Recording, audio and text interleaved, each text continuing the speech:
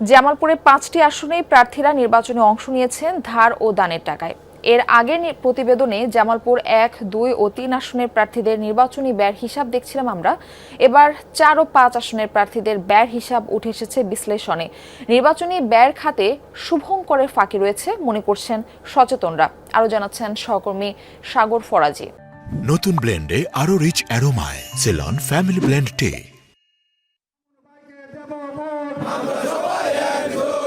জেলার 5টি আসনেই বিএনপির 5 প্রার্থীর 4 জনই নিজের টাকায় নির্বাচন করছেন, একজন করছেন দানের টাকায়, আর জামায়াতের 5 প্রার্থী নির্বাচন করছেন ধারের টাকায়।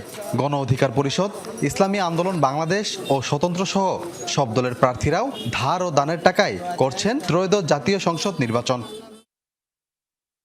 জামালপুর 4 সরিষাবাড়ী আসনে বিএনপির প্রার্থী ফরিদুল কবির তালুকদার নিজের টাকায় নির্বাচন করছেন।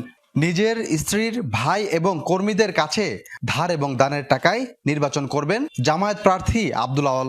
গণ অধিকার পরিষদের প্রার্থী ইকবাল হোসেন নির্বাচনের আয় ব্যয়ের হিসাব দেননি। বাকি 3 প্রার্থীর চিত্র একই।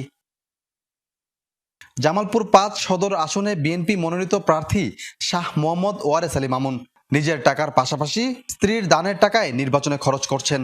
আর জামায়াত ইসলামের প্রার্থী মোহাম্মদ আব্দুস সাত্তার স্ত্রী, ছেলে, মেয়ে, জামাই ও কর্মীদের কাছে পাওয়া ধার ও দানের টাকায় নির্বাচন করছেন।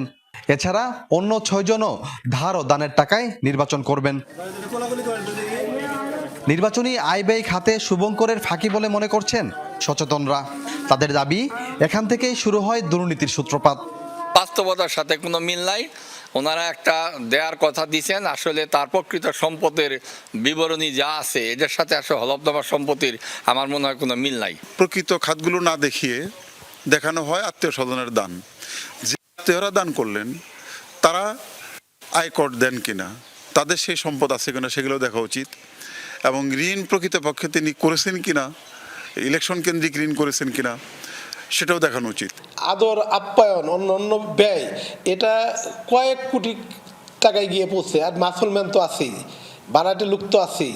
এই সমস্ত গাড়ি অন্য ব্যয় করতে গিয়ে দেখা যায় যে 24 লাখ না 24 কোটিতে গিয়ে ঠেকে। এই ব্যাপারটা আরো স্বচ্ছ জবাবদিহি হওয়া উচিত। সাগর ফরাজি, যমুনা নিউজ, জামালপুর।